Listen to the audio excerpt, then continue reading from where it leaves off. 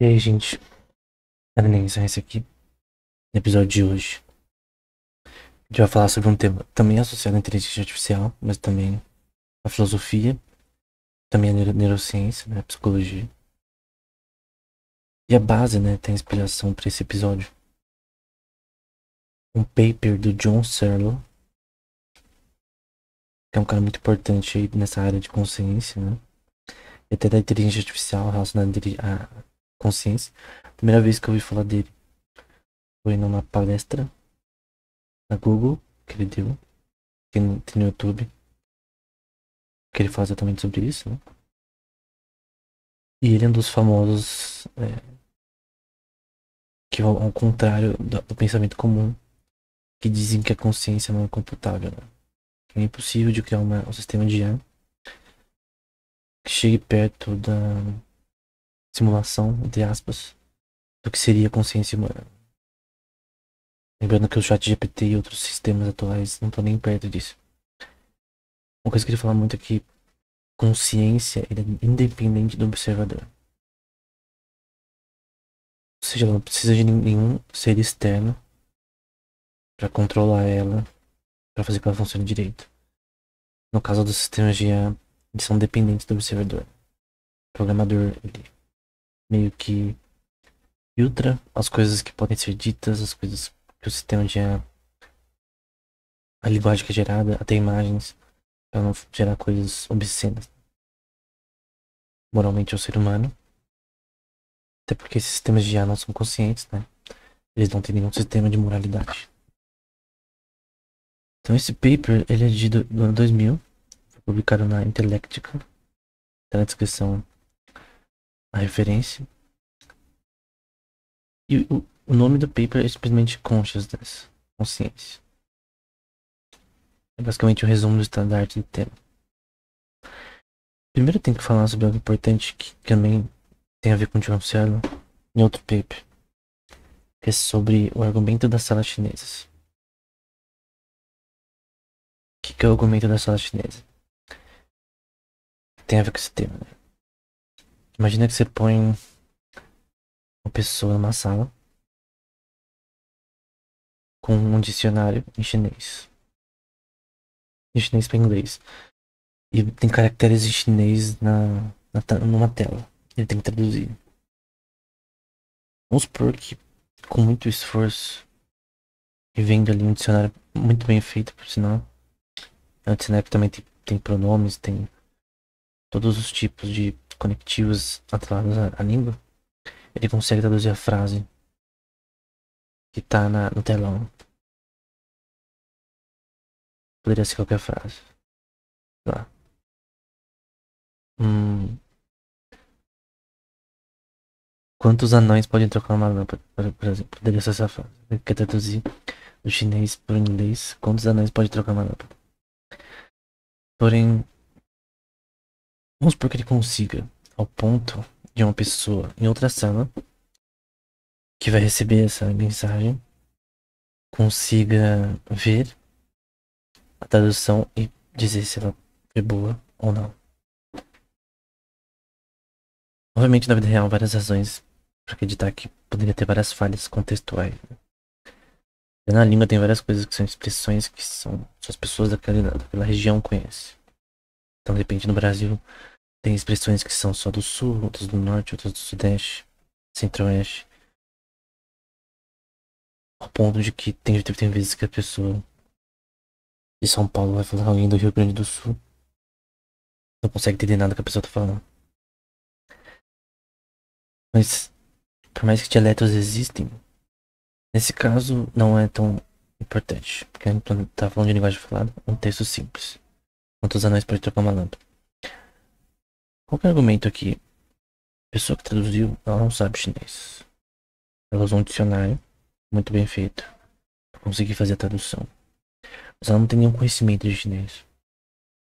Ela não sabe os principais caracteres, que se eu não me engano é 1000. Você precisa decorar primeiro 500. Ela não tem nenhum caractere decorado. Ela não sabe escrever, ela não sabe falar. Ela não sabe chinês, mas ela conseguiu traduzir. Ela não tem nenhum conhecimento de chinês. Agora vamos pegar um sistema de IA com um modelo de linguagem, né? LLM, né? Como por exemplo ChatGPT, GPT-3, GPT-4, enfim. Vai ter vários sistemas que eu vou deixar na descrição os papers, que é o Bert, Roberta, que é do Facebook, né? Tem vários sistemas de linguagem, transformers, que une vários, né? Podem ser usados para tradução, por exemplo, de texto, geração de linguagem. E vamos supor que esses sistemas conseguem traduzir chinês. E realmente conseguem hoje em dia muito bem. Lembro de uma vez que eu fui traduzir uma coisa do chinês pro português. Perdão, em português pro chinês. Eu mandei pra uma pessoa da China, que eu treinava inglês com a pessoa. Um aplicativo, né? E a pessoa até que conseguiu entender mais ou menos, ela falou que tava meio estranho a tradução, né? Mas isso há muito tempo. Hoje em dia esses modelos de linguagem estão bem melhores, né? Tô falando de 2016, hoje em dia tá muito melhor. O argumento é que esse sistema de linguagem eles não sabem chinês. Eles conseguem traduzir, até contextualmente, às vezes, por exemplo, às vezes eu vou traduzir uma coisa e eu vou comparar com a tradução do tradutor, por exemplo. Eu vejo que às vezes a minha tradução tá pior do que a do tradutor. Que às vezes ele traduz de uma forma que eu não pensava, né? Não que a minha tá errada, mas às vezes diferentes tradutores vão traduzir de forma diferente certas expressões. Isso é normal da linguagem. Se duas pessoas traduzirem um livro, vai ser um livro completamente diferente. Então, essa é uma questão importante, né? Porém, esses sistemas de aliens não sabem a linguagem. Ele basicamente usa as palavras, pronomes conectivos como vetores. Esses vetores você pode calcular a distância euclidiana entre palavras, por exemplo. A distância entre geladeira e cozinha é bem curta, né? A gente pegar palavras próximas, né? A distância euclidiana dela é bem curta. Agora a distância entre cozinha e estádio de futebol é bem grande. Então você pode fazer clusters de palavras que são próximas e que são distantes para fazer é, maximização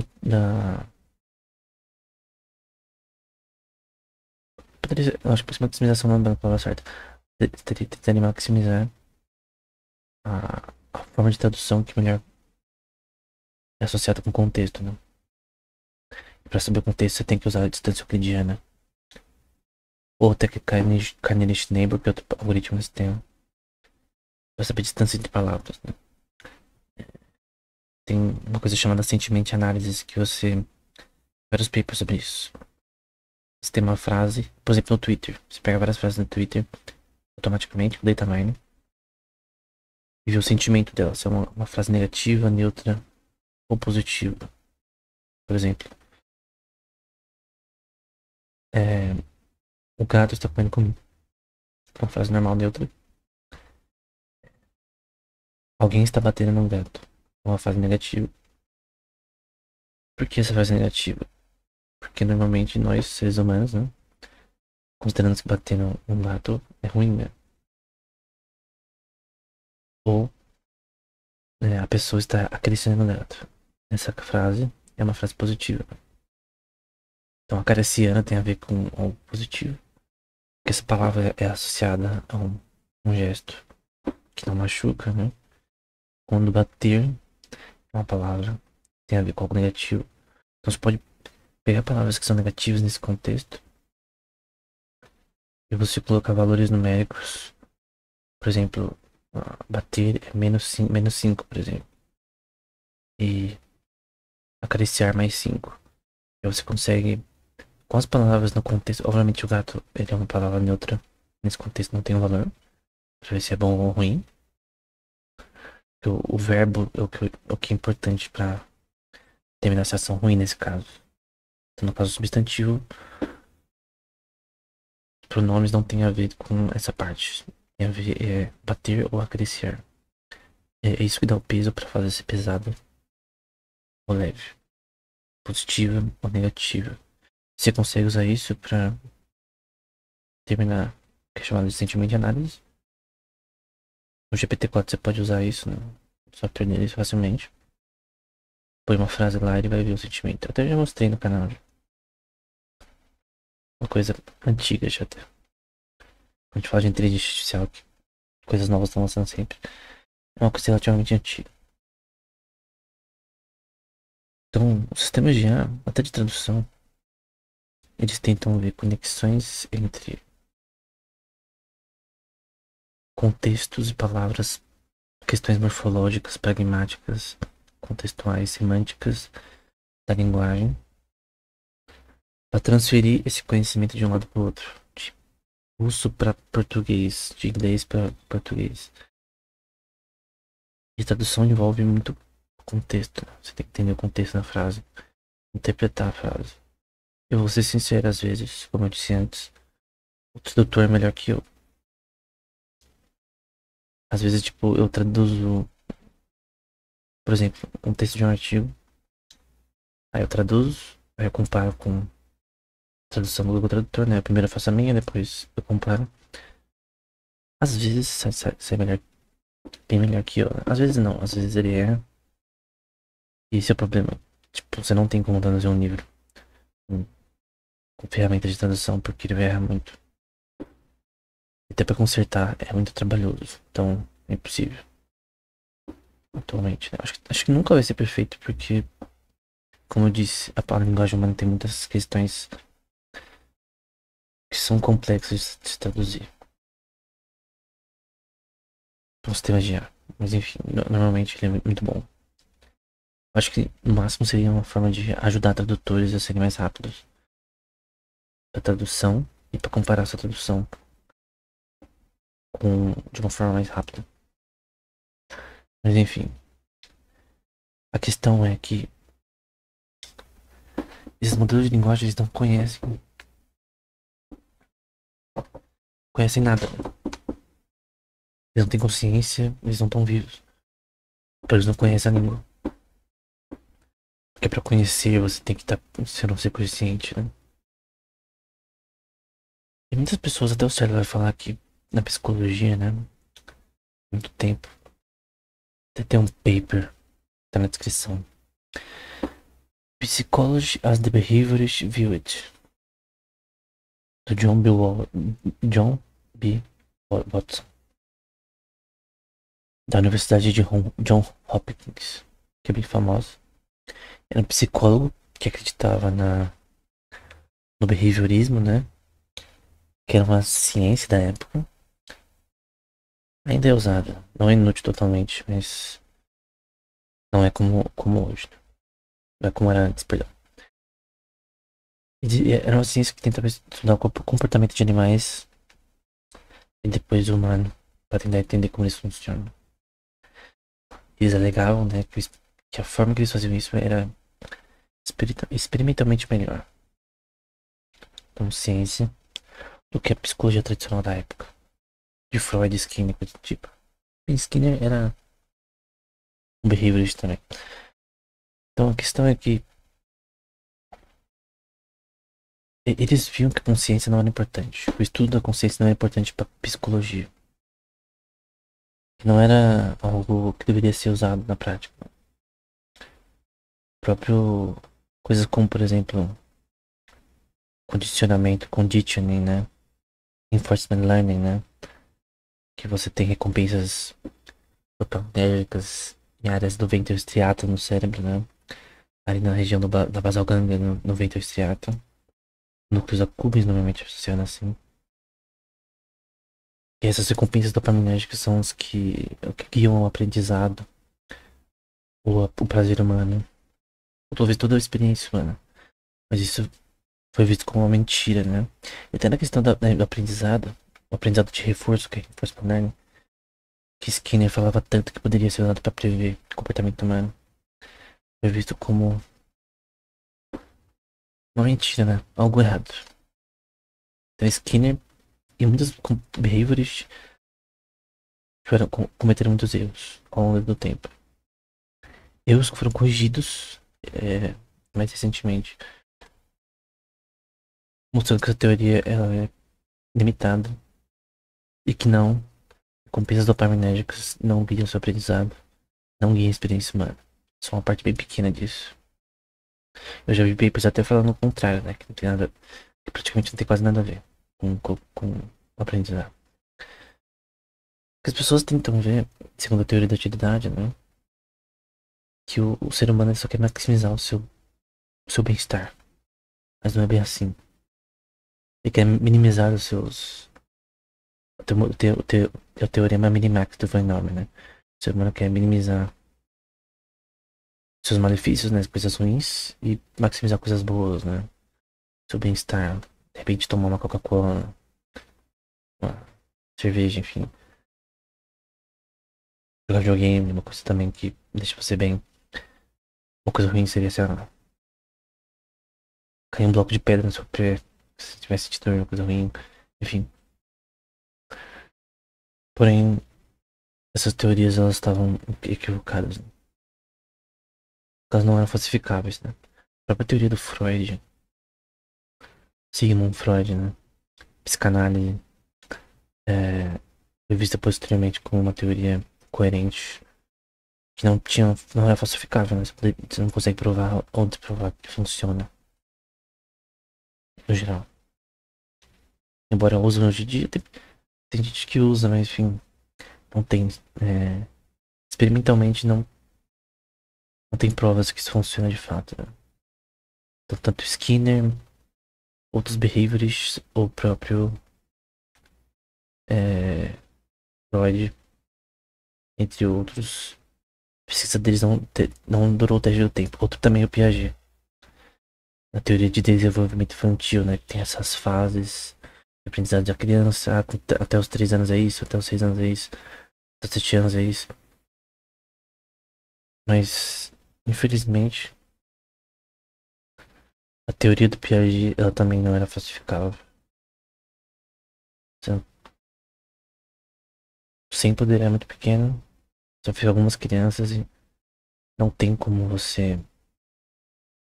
A teoria dele foi útil, mas a teoria dele era muito incompleta, né? Na sua essência. Deixa eu pegar as fases de desenvolvimento do Piaget. A gente tem, que é importante nesse contexto, né? Embora é uma questão um pouco equivocada. Tem a parte sensório-motor, que é do 0 aos 2 anos. E é o que acontece nesse estágio, né? Coordenação de sentidos e respostas motoras. Sensoridade e curiosidade sobre o mundo, né? Linguagem e demandas relacionadas a aprendizado, né? Permanência de objeto desenvolvido, né?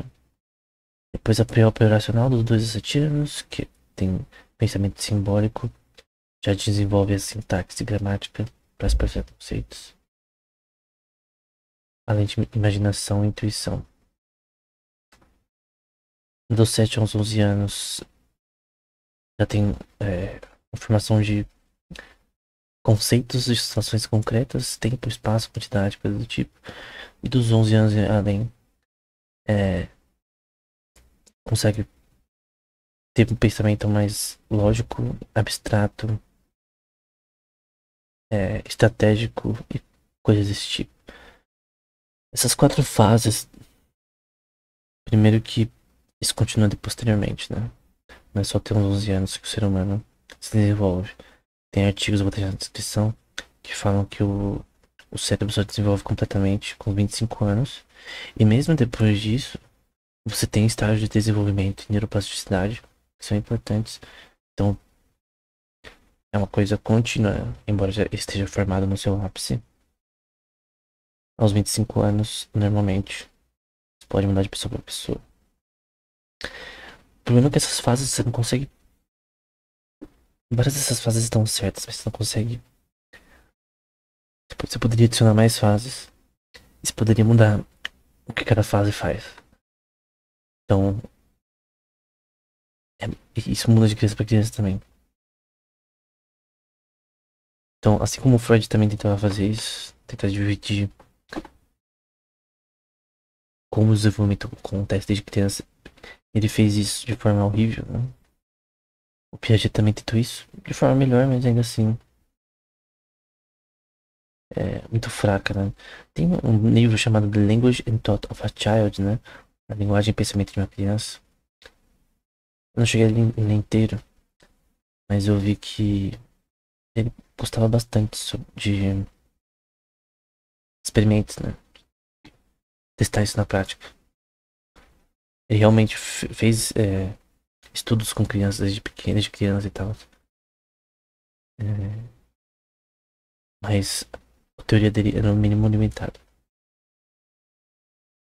Embora as teorias recentemente cada vez mais indo além nesse contexto e realmente, somente dos 0 aos 2 anos, que é a fase mais importante da criança. Também, dos 2 aos 7 também, mas dos 0 aos 2 anos é muito importante, porque aprendi. Na verdade, tem artigos, tem um curso em francês, né? Infelizmente só tá em francês. Mas é muito bom, recomendo. Que é a Universidade de. Se você lembrar de Calvin, não lembro. Genebra? Genebra? Não é Genebra. Eu acho que é Genebra. Lá na França. Não sei se é na França mesmo. Creio que é na França. Faculdade de Genebra. Tem na Coursera outra inscrição. Que é sobre desenvolvimento infantil, né? Eles citam papers, né? E mostram experimentos mostrando como a criança, antes de nascer, né, no útero, já aprende a linguagem quando o seu ouvido está desenvolvido, né? Também um pouco do seu córtex, principalmente o auditivo, a área de Geswind, provavelmente. Ele já consegue. A criança já começa a ouvir as coisas em certo estágio aí do desenvolvimento, né? Ao longo dos meses. Já consegue ouvir as pessoas falando de fora. E eles viram, com experimentos relacionados a isso, né? Por exemplo, se uma criança era de um lar coreano, então ela ouvia bastante coreano no útero, e isso impactava, depois do seu nascimento, a facilidade para aprender essa língua. E as respostas a essa língua eram maiores. Então, teve um impacto. A linguagem que as pessoas falavam fora do útero, quando a criança já tinha um ouvido desenvolvido, já tinha um impacto na linguagem da criança antes do nascimento. Eles viram que, por exemplo, quando era inglês, por exemplo, ela tinha uma resposta maior em inglês. Nunca ela poderia aprender outra língua depois. Essa língua com certeza seria mais fácil de aprender. E algo interessante mais ainda, que até é o resultado que eu achei mais impressionante, eu vou tentar deixar artigos relacionados a isso nesse tema também, que é muito interessante, que quando eles viram que era uma família bilíngue, eu falava inglês e coreano, por exemplo, a resposta da criança, as duas línguas era praticamente igual. Se falasse a mesma quantidade dela. Né? Obviamente, se falar uma palavra em coreano só, durante todo o processo ela não vai. Tem que ser uma contínua, né? Constantemente, né? Obviamente a criança vai ouvindo, né? E eles viram que, no caso de famílias bilíngues, antes de nascer ela já tinha já essa resposta grande, sei lá, a linguagem que ela ouviu no útero, a criança. Feto. Então você já vê que antes de nascer, isso pra mim quando eu ouvi no curso, eu achei tipo revolucionário, né? Porque a gente não pensaria isso. Até pra linguística e tal. E é algo revolucionário, né? Que antes de nascer, a linguagem ela já tá sendo moldada, né? E é algo da criação divina muito bem feito, né? A forma como o ser humano aprende a linguagem. Então, em áreas bilíngues, né? Já tem essa questão mesmo no útero. Né? Então, interessante, o PhD começa dos 0 aos 2 anos, mas eu creio que tendo essa visão, principalmente da linguagem, né? Porque muito da linguagem tem a ver com a consciência, né? Muito da linguagem tem a ver com a consciência. É importante que a gente entenda que o aprendizado ele começa antes do nascimento, na verdade. Obviamente no primeiro mês não. Conforme vai desenvolvendo e a neurogênese vai acontecendo, vai chegar um estágio que o aprendizado começa. E ele começa quando o cérebro já está quase desenvolvido ao longo dos meses. E aí, eu creio que o aprendizado já começa nessa fase. Isso é um fato, né? Não tem como desprovar isso porque a própria linguagem está sendo aprendida. Especialmente a linguagem, né? Questões olfativas, questões digestivas do próprio corpo, que tem uma relação também com conexão no cérebro, também sendo desenvolvidas, então é uma coisa muito importante. Então você vê que desde o aprendizado não começa no estágio dos 0 anos, começa antes. E desde antes também do nascimento já tenho consciência, o ser humano. A consciência é o quê? Até o Cielo fala sobre isso. É um estado de não só awareness, de você entender o mundo à sua volta, conseguir interpretar, mas independência do observador. Você é independente, você tem um pensamento privado, que é seu, né? E as suas ações são únicas, né? Porque elas são suas. Consciência é uma coisa única, que só cada pessoa tem, e ela é diferente de cada pessoa. Mesmo gêmeos, eles podem ter personalidades parecidas, gêmeos homozigotos, né? Tem estudos com gêmeos mostrando que a personalidade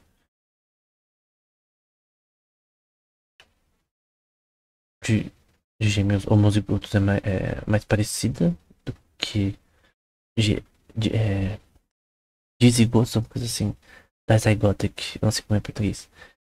Que é quando os gêmeos são diferentes, a personalidade é um pouco mais diferente do que quando eles são idênticos. E aí vem essa questão que tanto a genética quanto a parte ambiental, né, social, ali de Vygotsky, são importantes para o desenvolvimento da personalidade também da pessoa. Eu creio que a social é mais importante na questão da personalidade. A personalidade não tem tanto a ver com a parte social somente, né? Mas os estudos atuais mostram que os dois são importantes. Tem alguma coisa ou outra na genética que tem a ver com personalidade também. Embora a parte social também é essencial. Então, antes mesmo de nascer, o sistema humano já é consciente.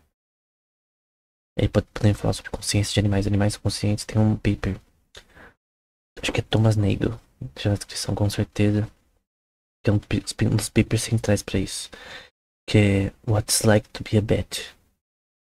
A Bat. Como é ser um morcego. E é um paper que tenta comentar assim, do ponto de vista filosófico. Como seria ser um morcego? Esse paper é muito famoso, por sinal. Tem como você ter a experiência disso? Então, muito da experiência, da consciência tem a ver com experiência. Eu não consigo ter a mesma experiência de uma pessoa, porque a consciência é uma coisa privada. Ninguém pode. Não, só Deus consegue entrar na mente de uma pessoa. Agora, o ser humano não. Eu não consigo entender como é a história da pessoa, embora eu possa tentar imaginar isso, não é a mesma coisa. Agora, com o animal é uma coisa muito diferente, né? Por causa da espécie. Então, por exemplo, os morcegos têm um sonar, né? A forma que eles. Não sei se todos, mas a forma como eles se locomovem, né? Espacialmente. É uma coisa muito interessante, né? Mas como que é ter um sonar? Algo na sua genética, na sua biologia natural, de que você pode sentir o espaço à sua volta. Como seria essa experiência? Você poderia simular isso, por exemplo? Quando eu fiz um vídeo sobre isso, na verdade. Mostrando um jogo de VR que você era morcego. Por mesmo que você pegue essa experiência no seu máximo, você só vai ter um relance do que é ser. Eu posso pegar um VR e fazer uma experiência com sonar, coisa do tipo, uma experiência sensorial, mas não é a mesma coisa. Então, muito do argumento do negro nesse paper mostra que a experiência consciente é uma coisa que ela é totalmente fora da parte teórica. Ela não é teórica, ela é fenomenológica, né? É uma coisa, tipo, é assim, você vê no filme Roma é uma coisa. Você iria a Roma é outra história, né? Você estar no lugar, você tocar nas coisas, nos monumentos da Grécia, coisa do tipo. Ver na TV é legal, mas quando você tá lá fisicamente, você teve todo o trajeto, o processo de psicologicamente, fenomenologicamente, a experiência, isso que é consciência, né? É uma experiência física, sensorial e totalmente independente de fatores externos que, no sentido de que ela é privada, né? O Serlo vai dizer, tipo, você acorda, você vê que você tá consciente, né? No momento que você acorda. Isso é importante porque tem vários níveis de inconsciência, né? O importante para entender consciência também é entender o que é inconsciência. Então tem papers, por exemplo, tem um do Brown, deixar na descrição, que mostrou 3 estágios de anestesia, se não me engano. Então tem o estado de coma pesado, monstro, que você não consegue é, nem se mexer, nem ter pensamentos e tal. E nesse estágio é o estágio profundo de inconsciência, você consegue ver isso, que as áreas do cérebro não estão ativas. Uma ativação cerebral muito nas neuroimagens, né? De ressonância magnética, muito baixa, né? Uma pessoa em um coma profundo. Agora tem um coma um pouquinho mais leve, um pouquinho mais leve, tá próximo do profundo, e você consegue também ver uma atividade maior cerebral. No mais leve, no estágio de inconsciência mais leve, por exemplo, alguém anestesiado, coisa do tipo, você vê uma ativação cerebral muito maior. Picos maiores de atividade cerebral na parte de ondas, né, cerebrais, alfa, beta, gama e do tipo. Então, o que a gente aprende com isso? Que tem estágio de consciência, né? O que uma pessoa está inconsciente no seu nível profundo, né? Ela não consegue fazer nada, né? Ela não tem pensamento, ela não pode se mexer, ela não está ligada. Como se tivesse tido uma chave de desligar. Ela tá viva, mas ela não tá ligada, né? Do ponto de vista teológico agora, né? Eu creio. A Bíblia e tal, eu sou cristão. A alma da pessoa tá ali, mas ela não tem as funções neurais, elas não estão ativas, né? Porque é extremamente importante que as funções neurais, fisiológicas, estejam ativas para que você consiga se mexer e tal. Se você tem problemas, por exemplo, no seu brainstem, coisa assim em português, acho que eu tenho alguma pressão cerebral, né? A conexão entre a espinha e o cérebro, né? Se você tem problemas ali, você não consegue se mexer. Então tem uma parte física da consciência, que é. Tudo é físico, na verdade, né? A consciência por inteiro é física, né? Todos os processos neurológicos, tudo é físico. É química. Eu creio que do ponto de vista teológico a alma exista, né? Eu já escrevi isso em um dos meus livros, teologia. Que a alma, você crê em alma, né? Ela também tem que ser física. Esse negócio de coisa imaterial. Esquece, né? A coisa da filosofia grega. Ela deve ser material, né? Ela deve ser física. Feita de alguma coisa. Enfim. Mas a questão é que é importante que todas as funções neurais estejam funcionando, né? No momento, por exemplo, com prosofol, por exemplo, que você deixa, que é muito usado para anestesia, você inibe neurotransmissores como GABA e NMDA que fazem a pessoa ficar inconsciente. Porque o tálamo é muito importante para a comunicação entre várias áreas do cérebro, principalmente motoras, entre a basal ganglia, a cerebela, coisa do tipo. Tem a parte motora ali no córtex. Então é muito importante que a gente tem que entender que não que o tálamo seja a área que produz a consciência. O Thiago também fala isso no paper. Já foi sugerido que poderia ser um botão pra consciência. Por causa que todos os medicamentos pra substâncias, né? Pra você deixar a pessoa é, sedada, né? Eles atacam o tálamo, né? É focado no tálamo. Então, muito dessa questão tem visto da questão de que o que de fato produz a consciência. Será que é o tálamo? Será que é outra área do cérebro? Normalmente o tálamo é associado com isso. Eu creio que o tálamo é mais uma ponte, que ele é um pathway para várias áreas do cérebro, por isso quando se desliga, várias áreas do cérebro não se comunicam, né? É como se fosse um roteador. Você não põe os cabos no roteador e passa o sinal pros outros. Acho que não um roteador, um switch. Porque o switch, você põe os cabos nele e o seu objetivo é fazer que você ligue. Com um cabo você consegue de rede, você liga vários computadores com cabo também. Pra ser mais rápido. Como se fosse um mega switch com várias entradas e saídas. Tálamos tem essa função e não só o tálamo. Áreas ao redor do tálamos, hipotálamos e outras áreas também. As regiões tamalocórticas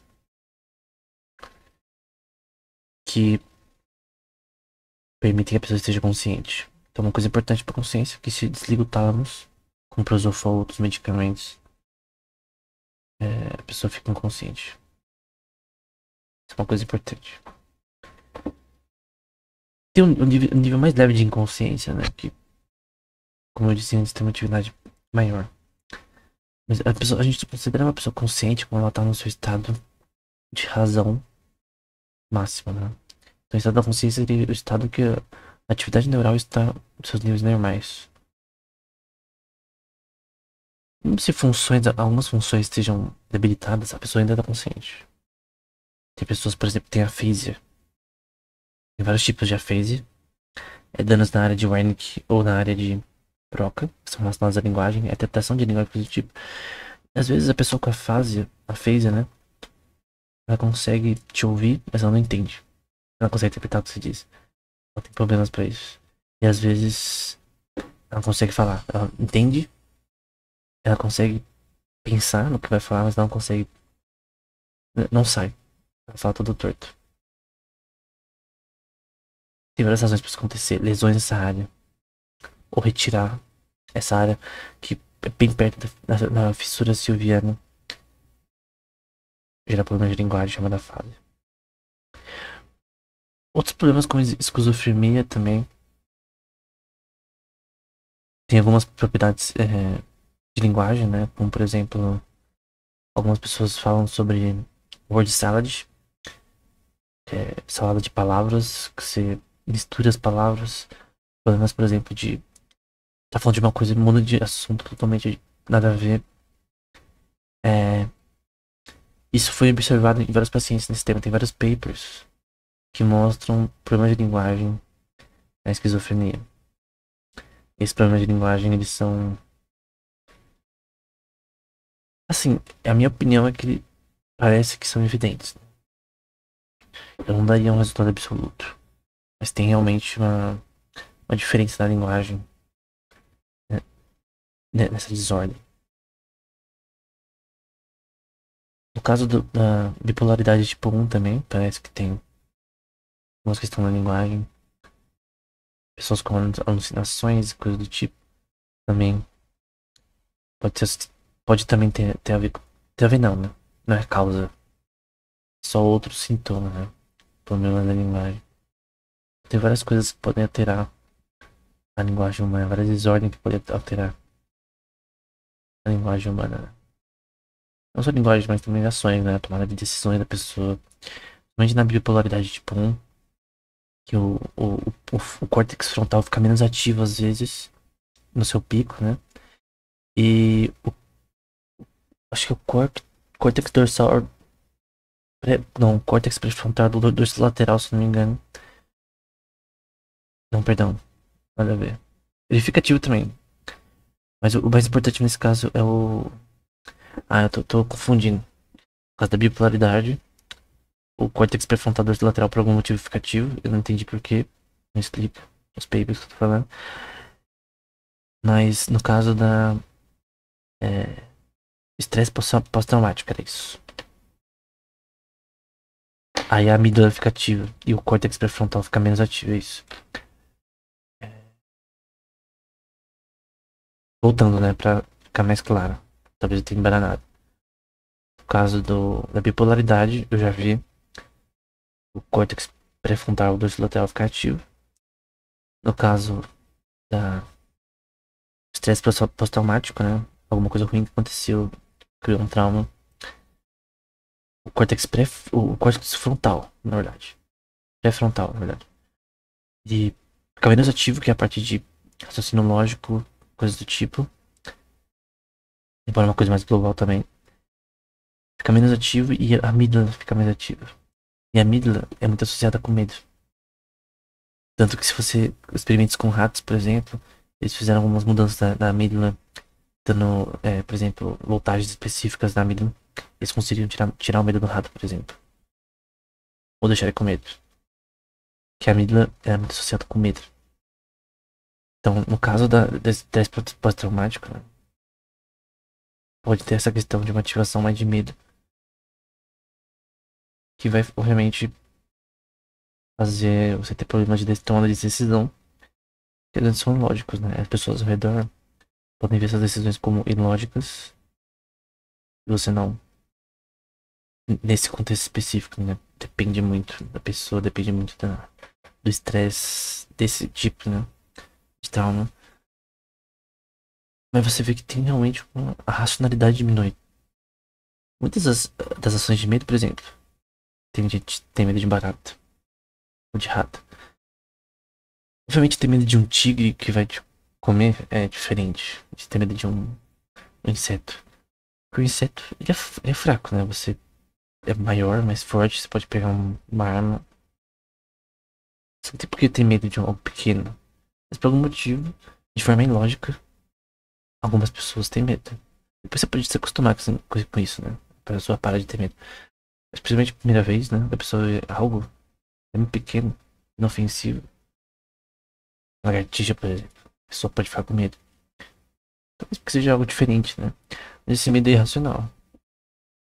Do ponto de vista utilitarista, talvez. Ou do ponto de vista. Em alguns casos ele é irracional. No caso do estresse pós-traumático, é um medo que ele é acima do normal. Então, várias dessas questões são importantes para a consciência, né? Porque essas desordens são causadas na experiência consciente. Então, muito da consciência não explica as causas das coisas. Ela só explica que tem algo que é uma pessoa estar consciente, uma pessoa estar viva, né? Estar... Isso poderia explicar em cores, né? Uma cor viva, uma cor forte, né? Tem essa imagem aqui do fundo, por exemplo. A pessoa parece estar totalmente viva, né? E totalmente capaz de raciocinar. Do ponto de vista da teoria da integração de informação, ela é capaz de processar a informação. Visual, sonora, auditiva, interpretar linguagem, produzir linguagem, criar ferramentas, jogar futebol, videogame, escrever um livro. Todas essas coisas que são parte da experiência consciente, que são produzidas pelo cérebro, são questões também que podem ser vistas do ponto de vista computacional como algo relevante para o processamento de linguagem, processamento de objetos. Tem áreas, por exemplo, como... Não sei se eu vou lembrar exatamente. Tem uma área, por exemplo, específica. É o giro fusiforme. Tem outra também. Mas eu lembro que o giro fusiforme é importante, por exemplo, para reconhecimento de faces. Problemas do giro fusiforme faz a pessoa não conseguir reconhecer faces. Teve um caso, em um paper falando sobre isso. Que o marido não conseguia reconhecer a face da esposa. Pela voz ele reconhecia, mas não vendo, né? Então tem partes específicas do cérebro que são importantes para algumas coisas. Tem a parte que a gente chama homúnculos, por exemplo, que é relacionada a mexer o seu braço, seus dedos, sua língua. São bem próximas. Normalmente é uma coisa mais global, né? A gente não... Tem partes que são importantes para certas funções, mas é difícil explicar por que a área de Wernicke é relacionada à linguagem. Então parte do problema da consciência também é resolver um problema antigo do cérebro, que é explicar as coisas matematicamente. Como explicar o cérebro matematicamente? Eu não tô falando só eletronicamente como Hodgkin e Huxley. Não é só eletronicamente. Mas essa vez porque o cérebro ele tem uma estrutura eletrônica muito bem feita. Por Deus, né? Mas difícil entender matematicamente como o aprendizado ocorre, por exemplo. E não é por recompensas dopaminérgicas. Muito difícil. No momento é impossível. A neurociência não consegue responder atualmente. Existe até um livro que eu li e eu achei interessante. Tinha na descrição. Chama Matemática Neuroscience. Eu creio que é um livro da Oxford. Tem muito teoria dos grafos e coisas do tipo. É muito interessante. Teve um paper. Era acho de estudante de Harvard. Que era... chamava Neuromanifolds. Muito bom. Ele tentava explicar o aprendizado humano através de estruturas topológicas que são os manifolds, né? Acho que variedades que falam em português. E, tipo, é sensacional, mas... Ok, a gente tá tentando achar predicados aqui. O que é um predicado nesse contexto? Tô pegando algo do Vapnik, que é um cara importante na teoria estatística de aprendizado. Os predicados são aquelas estruturas principais relacionadas a um tema. Então, no caso, a gente pode dizer que o aprendizado é por tentativa e erro. A gente pode tentar dizer que a gente só quer maximizar o meu acerto e minimizar o erro. Então, poderia usar uma teoria minimax de von Neumann para tentar fazer um programa. Joga xadrez, por exemplo, que tenta fazer isso, maximizar sua vitória, minimizar seus erros e a probabilidade de derrota. Então tem muito a ver com a teoria da probabilidade também. Mas como o cérebro faz isso? É isso que a gente vai falar no próximo episódio. Eu creio que eu vou separar isso aqui em duas partes. Eu já falei demais, então até o próximo episódio.